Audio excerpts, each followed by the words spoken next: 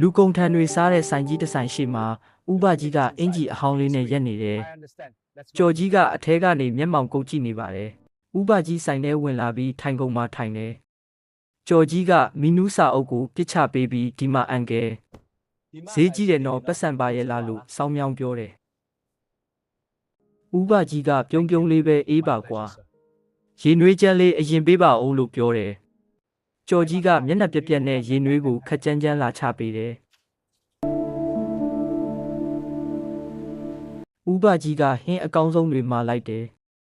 ကြော်ကြီးကစိတ်ထဲကနေဒီလူကြီးတော့ဒီနေ့ဆိုင်မှာပကံဆေးရတော့မယ်လို့တွေးပြီးလောင်ပြုံးပြုံးတယ်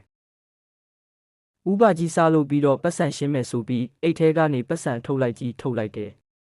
ကြော်ကြီးမျက်လုံးပြူးသွားပါတယ်ဥပကြီးကစားတော့ခတ်ထက်ပိုတဲ့ပတ်စံကိုခြံထားခဲ့ပြီးဒါကမင်းအတွက်မဟုတ်ဘူးမင်းနောက်မှာအလုပ်စူးစမ်းနေတဲ့ကောင်လေးအတွက်မဟုတ်ဘူးလို့ပြောတယ်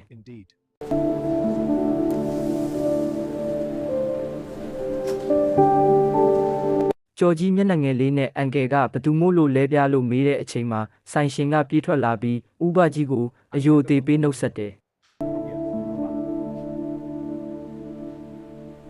ဆိုင်ရှင်ကကြော်ကြီးကိုပြောတယ်ဟေးကောင်ဒါငါတို့ဆိုင်ကိုအခုပဲဝယ်လိုက်တဲ့တထေးကြီးကွာလို့ပြောလိုက်တဲ့အခါကြော်ကြီးမျက်နှာကြီးပြတ်သွားတယ်ဥပကြီးကကြော်ကြီးပခုံးကိုပုတ်ပြီးလူကိုအဝတ်စားနဲ့မဆုံးဖြတ်ပါနဲ့ကွာမင်းရဲ့ဝန်ဆောင်မှုကပတ်စံထက်တန်မိုးရှိတဲ့နယ်လို့ပညာပေးစကားပြောတယ် I can't believe this.